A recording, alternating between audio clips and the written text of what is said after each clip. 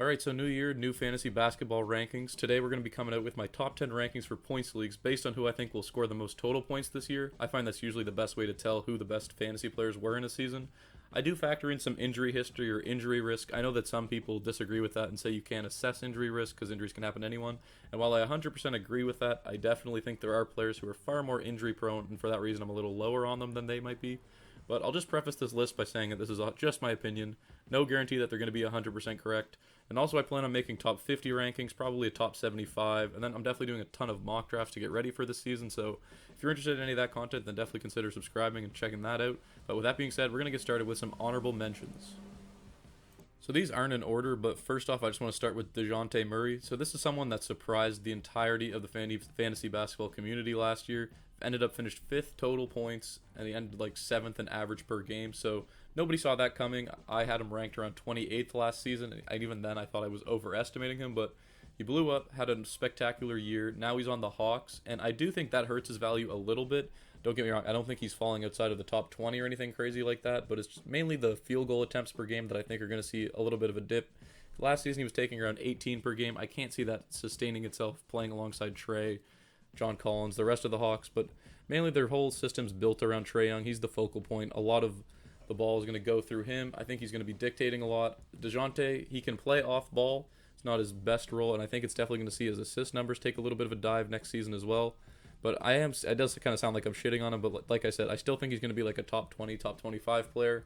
You'll have to wait for the top 50 rankings to see where I end up putting him. But yeah, I think his numbers take a dip. I don't think he's going to average 51 fantasy points per game. That's what he was at last season.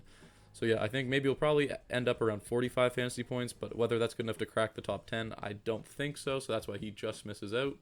Next up on my list is Karl Anthony Towns. He also finished top 10 last season. I believe he finished around 8th. And the only reason I'm hesitant to put him in the top 10, usually he's a top 10 lock. I still will have him top 15, but just with the entry of Gobert, the Timberwolves are just looking very weird. I'm not sure how that's going to affect Cat's rebounding. His scoring might take a little bit of a dive if Edwards starts to take a bigger role this season. There's just a lot of questions with the Timberwolves that I personally have. I definitely think they're going to be a good team, but I'm just curious to see how the fit of Gobert and Towns works, what sort of numbers that impacts, if his rebounds take a big hit, if his scoring numbers go down because of Edwards, etc. So with that reason, I'm not super confident in placing him top 10, so he just misses out for me as in the honorable mentions. Moving on, we have LaMelo Ball. He also finished top 10 last season, just barely squeezing in at the 9th place. Definitely overexceeded expectations. Ended up averaging 43.6 fantasy points per game. Like I said, very solid player. I think he's going to have very similar numbers next season, but the only reason he made it into the top 10 is because a lot of guys who had higher averages missed a few more games. So I'm not super confident that Melo finishes top 10. That's why, like I said, I have him in the honorable mentions. I don't know if I mentioned already, these are not in order. I just put like some guys that are ranked pretty close to top 10 on some early draft rankings I'm seeing and on some average draft positions. So just felt like mentioning it. LaMelo Ball does miss my top 10, but like I said, all of these guys I would say are top 20. John Morant as well. I'm a little bit worried with the injury risk with John Morant. I know he's a great player. I know he can put up some crazy numbers, but it's just he missed so many games last season with the knee injury. When you have very explosive point guards like that, it does make me hesitate a little bit on drafting them super high up. Like I said, I'm definitely still taking him I'm definitely taking him top 20, but he played 57 games last year. Normally, I like to get guys that I can get at least 65 games in. That's like the kind of the threshold, unless they're like a LeBron or a KD, but we'll get to that. But yeah, so I'm going to say John Morant just misses outside of my top 10. And then lastly is a guy that I think is going a bit underrated in the early projections, and that's Damian Lillard. I know he missed a lot of last season with the injury, but like I said, we've all seen the reports. If you haven't, he was pretty much dealing with this abdominal injury for like 4 years or something, and this is his first season that he's finally dealt with, and he's going to be going into it fully healthy, or so the expectation is so far. But as of the time I'm recording this, his average draft position is like 32.5, so he's pretty much getting drafted around the 30s. And personally, I think he's like a for sure lock to be a first round pick. Like I would not let him fall past the 15th pick. Like I said, I'll be more specific when I make my full rankings, but yeah, just felt like I should mention that early, that I definitely think Damian Lillard's going to have a bounce back season. I think he's going to be finished very high up, but like I said, he's just going to miss my top 10 just because he is coming off the rib injury. Like I said, I don't think it'll be too big a deal, but for your first pick, might as well. I think there's just better options, essentially, is that. So these are the honorable mentions. Let me know if you disagree or agree with them, if there's any that you think should be in the top 10, but now we'll go ahead and get into the real top 10 list. All right, so starting off at number 10, we have Kevin Durant. And if you're familiar with my fantasy rankings from last year, I got a ton of shit from ranking him 24th for where I thought he'd finish for total fantasy points. And he ended up finishing 19th, so I wasn't even that far off. So just something to consider when ranking these guys is that, I was lower on him than like everyone. He was a consensus top 10 pick. I put him 24th and he finished 19th, so I'm pretty proud of that one. But also there was one that I was completely wrong on as well. Like I can make a video talking about how accurate my rankings were from last season, but they definitely were not great. I was a little bit too cautious with injuries, I think. Like I thought I played it too I tried to play it too safe, and then I ended up severely undervaluing some players. So definitely something that I'm learning from and trying to adjust for this season. And as you can see, I've clearly adjusted that with Kevin Durant, and I have him finishing top 10 for points, total fantasy points next season. Like I said, even with he only had one major injury this year to his left MCL, which caused him to miss like a month, and he still finished 19th for total fantasy points. He's just an unreal fantasy player. Has one of the highest averages per game, which really helps you when he is playing. He averages around 52.5 fantasy points, which is good for fifth in the whole NBA. So just something that you really need to have on your team. I was a little bit lower on him than I should have been, and especially with LeBron, who I also ranked right beside Kevin Durant. You can just sort of see when you have guys that can average so many points per game, even if they miss more games than your average player, there's just no reason that they should fall that low, because it can really like help someone else in your league win if you let KD fall way lower than you should. In terms of his counting stats, I really can't see anything changing too much. I know Ben Simmons is there now, but I mean, it's Kevin Durant. He's still going to get his buckets. He averaged like 30 points per game last season. He's probably going to have to average very similar numbers to give the Nets any form of chance at competing this year. Again, I don't really know how the Nets are going to look, man, but I definitely think KD's numbers aren't going to change that frequently. He's very consistent in what he does. We all know what kind of statistics we're going to get from him. Like I said, this is for points league, but he gives you a nice dose of scoring. He had a very nice assist year last year too, averaged around 6.4 assists per game. So overall, not much more you could ask for in a fantasy player. I'm still going to put him 10th just because I think there are guys that are going to average like a similar amount of points per game, but then also might play a few more games than Kevin Durant, which gives them the edge in the total points category. But yeah, Kevin Durant starting off the list in our 10th place. Alright, so next up at 9, we have LeBron. He's someone also, like I mentioned, I got burned with him last year. I ranked him 25th, and he ended up finishing around 12th overall, so not too crazy of a difference in total points finishing, but he definitely finished a lot higher than I thought I would. And he even played approximately the same amount of games. He played 56 games, which isn't a ton, but when you're averaging 55 fantasy points per game, you're just going to rocket your way up the rankings.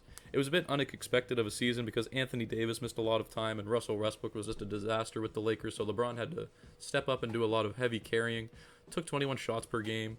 I'm expecting his numbers will probably stay relatively similar because even when he played with Anthony Davis, it's not like his scoring fell off a cliff or anything. And I do think his assists will get a bit higher if Anthony Davis does play. Who knows how much LeBron's going to do, but I haven't seen any sign of him slowing down, even though, he's like 800 years old.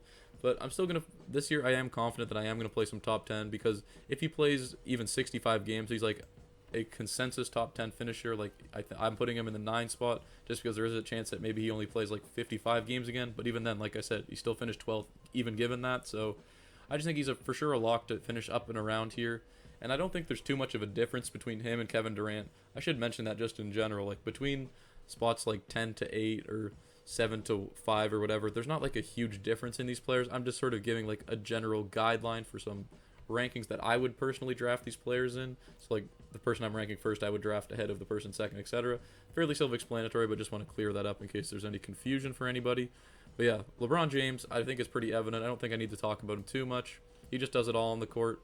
Right now, his average draft position is around 4th, so he's usually going 4th in most head-to-head points leagues drafts, and I'm ranking him a bit lower than that at 9th, but like I said, not too much of a difference. I do think he'll probably finish at the very least top 20, and sort of when you have your first overall pick, you can't really win a draft with it, but you can definitely lose it if you screw it up. So I just think I'd play it safe, pick up LeBron if I had the 9th pick, and he's there, and yeah.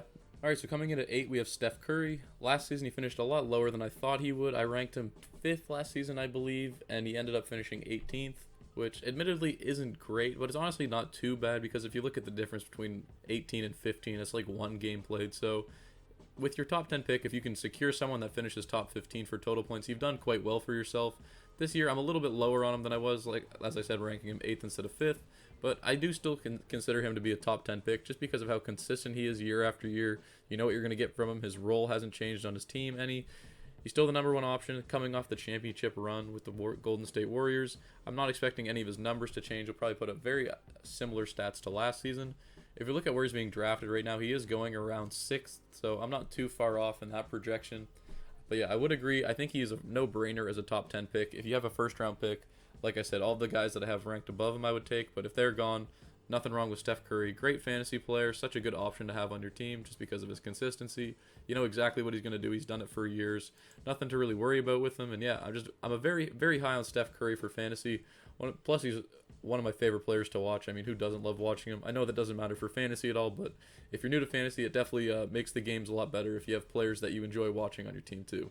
That's just a little sidebar for anyone that's new to it, but yeah. And finally, I should mention, is there that much difference between him, LeBron, and Kevin Durant?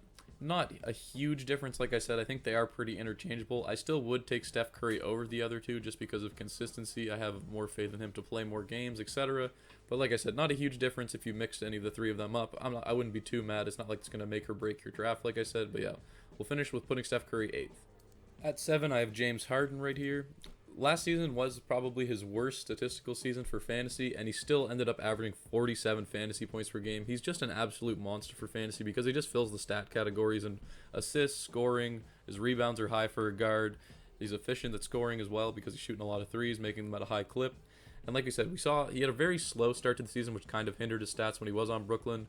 And then as soon as he went to Philly, his scoring numbers were still low, but his assist numbers were up. He was averaging around 10 assists per game. And he ended up finishing 14th for total fantasy points. So like I said, at the very worst of James Harden, we're getting a top 14 ranked player. And that was with dealing with a ton of like hamstring issues and stuff. But like I said, we have seen reports that he's healing up. He's rested. His hamstrings feeling better. There's a few pictures of him from this offseason. He's looking a little bit leaner. Like I said, don't want to read too much into offseason shit going on. But I mean, I think if you're going to pick up James Harden, I would put him top 10. I've had him top 10 every single year. Like I said, just an absolute insane player for fantasy because of all of the things he does on the basketball court. And I think his scoring numbers, we will probably see an increase. He looked a little off last season towards the end of the season with Philadelphia, but I think we'll see a pickup if his hamstring's feeling a bit better. He played in 65 games last year, so I do think that's just where you want to have for a star player. Like, I mean, obviously you want to have as close to 82 as you can, but for 65, you can't really complain, especially with James Harden. So yeah, I'm going to go ahead and put him 7th. I do think there is a little bit of a gap between him and Curry and LeBron and KD. I think this is sort of like the next panel where it's like maybe 7 to 5 will be interchangeable, but I definitely think Harden, I would definitely take him over the past 3 players I've mentioned. I'm expecting him to put up pretty similar numbers per game. Maybe we'll even see an increase at scoring and his assists will drop, but like I said, I don't think there's any way he's finishing outside of the top 15. And like I said, when I'm making my first round picks, I just want guys that I know for sure are going to finish there. So yeah, James Harden coming in at 7. Coming up at 6, we have the GOAT, Jayson Tatum. I ended up ranking him 8th last year, and he ended up finishing 6th for total fantasy points. And this season, I'm going to go ahead and rank him 6th. I'm not expecting him to change too much in terms of what his numbers are going to look like. He does have ups and downs in terms of, like, sometimes he'll have, like, really good stretches where he's looking like the best player in fantasy. Other times he's looking a little bit lackluster, but overall it sort of balances out into giving you a top 10 fantasy player.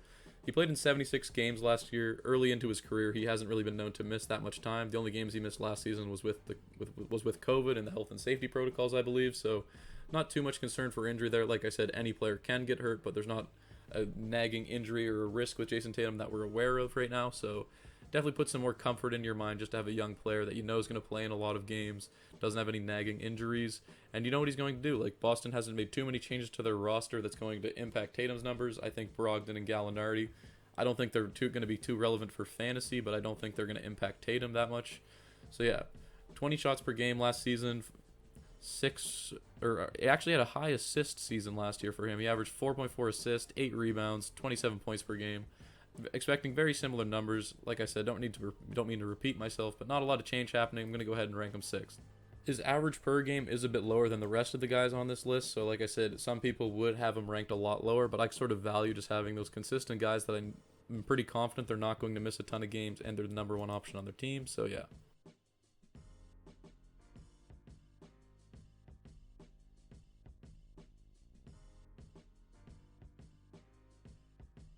I should have mentioned Tatum is going around 9th in average draft position right now, so not too far off where I have him. I have him at 6, but we're going to go ahead and move on. Next up is Trae Young. I'm going to go ahead and place him 5th. Right now, he's currently being drafted around the 10th spot at the time I'm recording this, and I understand that some people are concerned that since they're bringing in DeJounte Murray, we might see a hit to Trae's numbers, but honestly, my initial reaction to that is that I do think we might even see a little bit of an increase in Trae's efficiency. I think if Nate McMillan decides to start playing him off ball a little bit more, we might see him open up and not take so many difficult threes. takes a lot of his shots from deep, and while he can make them, they're not the most efficient shots in the world when you're heavily contested and when you're the focal point of an offense like Trae Young is. But yeah, he played in 76 games last year, 28 points per game, like 9.7 assists. Like I said, you can't ask for much more. I do think he has elevated himself into the status of a top 10 fantasy player. Last season, he finished third for total fantasy points, and that was, like I said, combination of playing in so many games and averaging 48 fantasy points per game.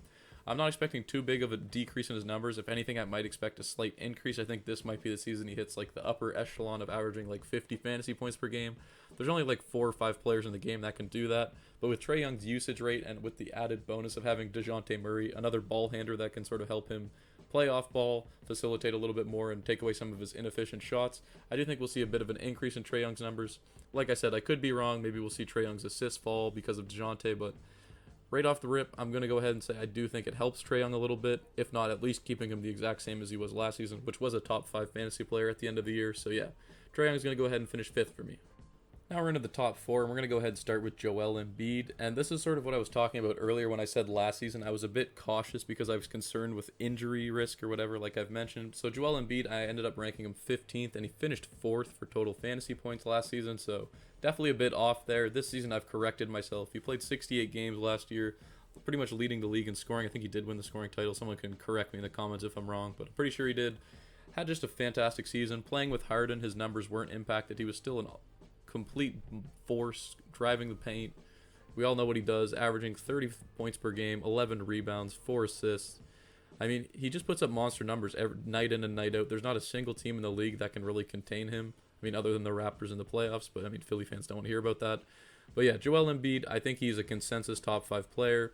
If he plays in 65 games, it's for sure going to be top 5. And if he plays in even more than that, like he probably might even finish in the top 3. But yeah, as of now, I am going to put him 4th. I think him and Trae Young could finish pretty similarly in terms of how many total fantasy points they're going to score. But Embiid does average more per game. He ended up averaging 54 fantasy points per game last year. So now we're in the sort of echelon of players that I think are going to average above 50 fantasy points a game. And these are just the guys that it's a no-brainer if you're at the top of the draft, if you have like one of the early picks in your draft. They're just going to run fantasy. They do it every year. You can't ask for much more. You know what you're going to get out of them. So yeah, Joel Embiid 4th. I don't think there's too much surprise on who the top 3 is going to be unless you're new to fantasy, but we'll just go ahead and speed right through them so I don't take up too much of your guys' time. Again, to no one's surprise, going to have Luka Doncic top 3. He's going to come in 3rd for me. I think there is a big gap between everyone else on the list and these top 3 players. I mean, except for Embiid and Luka, you could sort of group together. The top 2 players, to no one's surprise, they're in like a class of their own. I don't think there's anyone even close to them. But yeah, Luka Doncic ended up finishing 7th last year for total points. He's pretty much a top 10 lock, which is why a lot of people like him. He did miss more games than you might think, like initially, because he's not. I don't know. I feel like some players when they miss games, it's more prevalent than others, and then they're considered injury risks and stuff. But he did play in the 65 game, and that was sort of the threshold I'm sort of using. If you can get 65 games out of one of your first round picks, you're going to have a pretty good fantasy season. So yeah, that was good enough to make him finish 7th. If he plays in a few more, he's definitely going to finish around 3rd, which is where I'm going to put him. The Mavs haven't really changed their roster too much. I mean, obviously they got lost Brunson, but I don't think that's going to affect Luka's numbers too much because he's pretty much carrying the Mavericks and does everything for that team anyway. They added Christian Wood. How that's going to impact Luka's fantasy numbers remains to be seen. Depends how their pick and pop game works. Depends how many minutes Christian Wood gets. Sneakily, Dallas is a very deep team, so it is a bit of a question on how many minutes Wood's going to get, if he's going to start, etc. So yeah, we'll see about that. But anyway, I don't think any of that matters. I mean, we all know it's Luka Doncic, man. 28 points a game, 9 rebounds, 9 assists. He's going to have very similar numbers this season. I'd be very surprised if he finished outside of top 5 for total fantasy points. Or there's literally no way he finishes outside of top 10 unless like something catastrophic happens, knock on wood. But yeah, don't need to spend too much time on him. Luka Doncic 3, and I'll just go ahead and zoom through 2 and 1 because I don't think anyone's going to be fucking surprised about who's there. Second spot, we got Giannis Antetokounmpo. Ranked him 2nd last year. He ended up finishing 2nd for total fantasy points. No one's surprised. We all know about Giannis. 30 points per game, 11 rebounds, 6 assists. Going to be an MVP candidate, going to do Giannis things. I really don't have much to say about him. I don't think anyone's surprised, unless you're new to fantasy. But if you are new to fantasy, Giannis goes 2nd in every draft pretty much. Jokic is coming 1st. We're going to talk about him in a sec. It's a no-brainer. You pretty much have to take these two, top 2. I don't know what you're doing if you pick anyone else. Played in 67 games last year. that's pretty much all you need from Giannis, man. He just puts up so many fantasy points, averages 56 fantasy points a game, which is good for second in the whole league as well. But yeah, like I said, nothing to say really. Everyone knows Giannis Antetokounmpo is going to finish second on my list. And finally, coming in at first, we have Nikola Jokic. You literally couldn't ask for a better fantasy player, man. He outscored Giannis Antetokounmpo, but in total fantasy points by almost 1,000. Like, he literally has 1,000 over the person in second, pretty much. And while there is the return of Jamal Murray and Michael Porter Jr., if anything, I think that might even help Jokic's numbers, because if you looked at who he was playing with last season and the spacing he had around him, teams could just load up around him with like no avail. He would pass the ball, make so many brilliant passes to players, and they would just brick open threes. But you put Jamal Murray, Michael Porter Jr. in there, you finally have some capable scorers that can help Jokic out, maybe take some pressure off of him. It sounds insane to say that his numbers could increase, because last season he averaged 27-13 or 27-14 and 8 pretty much. But anything, I mean, maybe he's going to pull the Russell Westbrook average a triple-double. Maybe his scoring numbers take a slight dip, but I think his assists will increase, and I think we're going to see an overall monster season from Nikola Jokic again. I think he is by far and away the best player in fantasy. I don't think that's a controversial take at all. If you are new to fantasy, take Jokic first. If Jokic is on the board second for some reason because someone took Giannis, it's just a no-brainer to grab him. He literally wins fantasy leagues like single-handedly almost. I know for last season he helped a lot of people win their fantasy league, and there's just no reason you shouldn't pick him first overall. So that's going to do it for the top 10 rankings. Thank you guys so much for watching. Like I mentioned at the start, I'm definitely going to be working on a top 50 rankings, maybe even a top 75 if I have the time, and if that's something you guys would be interested in. So definitely consider subscribing to the channel. Going to have a lot of pre-draft content coming out. As soon as the season starts, we'll definitely be posting more consistently. There's not too much to talk about right now outside of, drafts and mock drafts, etc., rankings and all that. So like I said, thank you guys so much for watching, and I hope you all have a great rest of your day.